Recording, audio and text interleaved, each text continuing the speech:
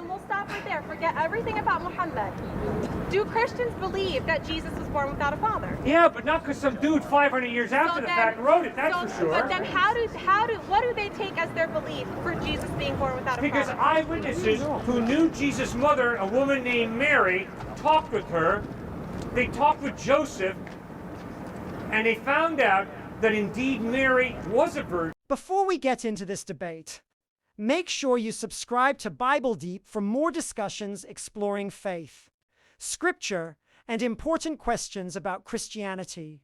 In this opening exchange, the speakers debate whether Jesus' virgin birth is evidence that he was a prophet. One side argues that this belief comes from accounts connected to people who knew Jesus' family, while the other questions whether a miracle alone can prove someone's divine authority.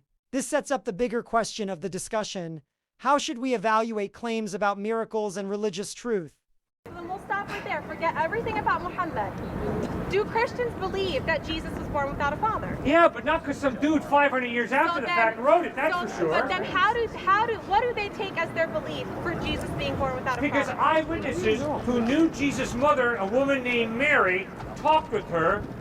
They talked with Joseph, and they found out that indeed Mary was a virgin when Jesus was born. So then we take It's not something they made up 500 years later. Okay, so then it's something that they found from eyewitness talking. So do we take that? We take Jesus being born without a father as a miracle. That's proof he's a prophet. That's proof he's a prophet, correct?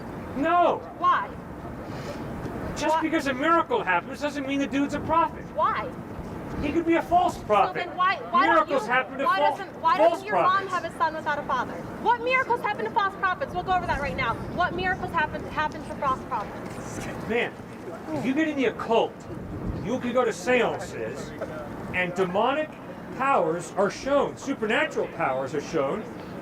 You can go a lot of places on this planet. How are they shown? How are they shown? How are they shown? Yeah, how are they shown? Like, All right, I'll tell you how. Factually. You How bet. can you show it in substance? You bet. No, answer. I went to a prep school. No, answer. I am answering you. Come on. I went Where to a can you prep find it school factually, though? here in Connecticut, and I had a philosophy professor who went to a seance. And at the seance, the medium told him... The conversation then moves into the challenge of proving supernatural events. The speakers discuss whether unusual experiences or spiritual claims can be verified, with one side arguing that miracles require careful examination rather than automatic acceptance. Examples of psychological experiences and unexplained events are brought up to question how people determine what is genuinely supernatural. This part of the debate highlights a key issue between faith and skepticism. What kind of evidence is enough to support extraordinary claims? Things about his past that it took him 2 weeks to remember had even occurred. This philosophy professor came And psychologists have done that too with sexual abuse cases where they convince their clients of a history that never happened. So how do you know that's not the case? How can you prove that it's true? You got to use your brain to figure out whether Okay, so then that means that's that's on the premise that you're using your brain. Yeah, that is on a premise. Okay. That's right. Okay. Why are you wasting your time listening to a guy who's just gibbering? You're in our way. You're missing my problem. I'm sorry, I didn't realize that your ankle had a chain tied to the brick underneath I'll there. answer that question. I was under the impression that you chose to be here freely. He did choose to be Let me here. relieve you if you're being forced to be here. Oh, I'm not. I'm enjoying All your right. company. But listen, Thank my problem here is you're here talking loudly, first of all. You're not having a small conversation with the group that brought you here in a small room, which most groups have. You're obnoxiously on the center of campus, misguiding people about your belief in Baloney. Jesus. And I'm exercising my right of free speech. And if I tried to stand up in Iran or Iraq or Afghanistan and do what I'm doing now, I'd be in prison before I knew what my And it's a great name thing I'm was. an American citizen and born Okay. on this soil. Good. Great thing, isn't it? All right. Now, what do you take that as right there? As blindly naming Iran and Iraq and Afghanistan? Blindly? because you I'm see a not scarf blindly on at my all. head. That's ignorant. That's an ignorant move on your part. Because I have no correlation with Iran or Iraq or Afghanistan. I didn't say you did. Then why bring it up? I'll tell you Just why. random countries? Because you can't two do were this in South challenging Korea or No, Japan. no, every I'm time I not try and answer you, you irrational. cut me off. I'm not irrational. Yes, you are. You don't really want to reason and think. Because you you're just not want to a emote. person to reason. I'm not emotional. Oh, no? I'm not Oh, emotional. give me a break.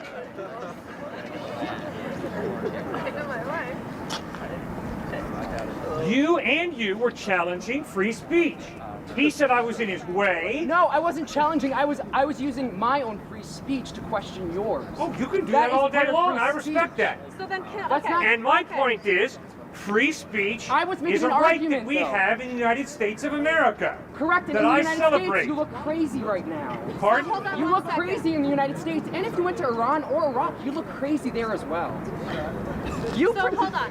Well, then What's why your are you purpose wasting here? your time What's talking to your a crazy purpose man? The debate later shifts toward freedom of speech, religious expression, and the role of public conversations about faith. One participant defends the right to openly share Christian beliefs, while another challenges the consequences of religious messages that make exclusive claims about truth and salvation.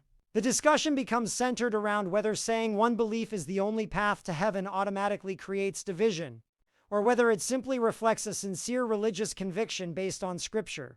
You are just, it's just entertaining. Entertaining. What's your purpose here? Why are Because you they had here? better entertainment on this campus than to talk to a Have crazy you been to man. stores? Have you been to stores? You guys are hurting people. Why are you here? What did you come I am for? here to introduce people to the closest friend I have, Jesus Christ. You are condemning, what, 2/3 of the rest of the world to hell. And there are some good people in the 2/3 of the rest, some good Buddhists, some good Jews, some people that believe in Islam that are very good people that are deserving of whatever reward they should get.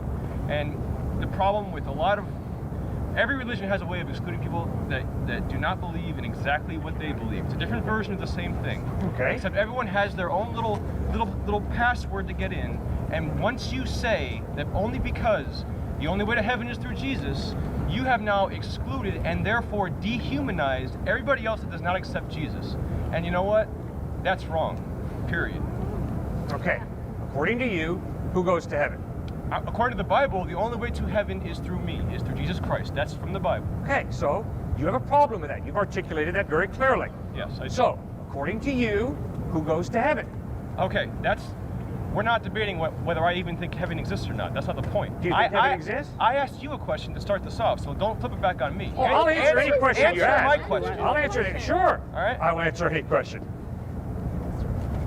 Truth, all truth, smacks of exclusivity.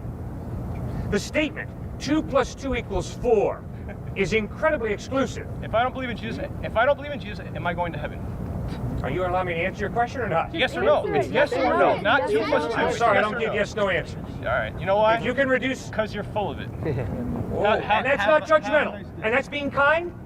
That's being kind and not judgmental. What you just did to me. What I'm telling you is that you are judging everybody else that does not agree with you, and that You is have not wrong. even listened to my answer. You don't know what I'm doing. You are preaching. You are not preaching something new here, sir. You're preaching something that's been preached and has been the reason why people have been murdered in catastrophic numbers from the history of mankind. You are this one little step away from saying that because you don't agree with me and because you're not going to heaven, your life is somehow worth less because you've made a choice that excludes you from heaven anyway. And have you listened to my answer? That's how people justify. You said you car answered a bombing. question. You asked a question. You wanted me to answer it. Have you listened to my answer? Your answer is yes or no, and now you're gonna skirt around the issue and not answer it. And you know what? I have to go somewhere. I don't have time to just listen to your answer right now. I'd like to know what your answer is. Yes or no? The version of what you're doing right now is the same thing you see in every other religion, and that's why right now people will strap bombs to their back, walk into a market, and kill everybody. Why? Because they're infidels. They're not going to heaven anyway, right? So what's the use? That you might as well kill them now, right? That's the same thing that happens in the Middle East right now. It's the same mentality that you're preaching right now to everybody else right here. It's one little step away. That's all. That's all it is. All right, let me kind of tell you why I disagree with that. Yes. All right. I can promise you that if you put your faith in Jesus Christ, in light of the fact that as he was bleeding and dying on a cross, he prayed, "Father, forgive them, for they know not what they do." Yes. If you claim to put your faith in that Jesus Christ, there is absolutely no way that you can persecute, kill any human being in the name of your religion. Because if you genuinely follow Christ, you are genuinely following the one who in his dying moment, as he's being excruciatingly executed by crucifixion, he prays, "Father, Forgive them, for they know not what they do. In the final part of the discussion, the speakers address one of the most sensitive questions: whether religious beliefs can lead to intolerance or even violence. The Christian participant responds by emphasizing Jesus' example of forgiveness, pointing to his words asking God to forgive those who were crucifying him. The exchange ends with two different perspectives on religion, morality and human behavior, leaving viewers with a deeper question: how should people engage with beliefs they strongly disagree with while still respecting one another?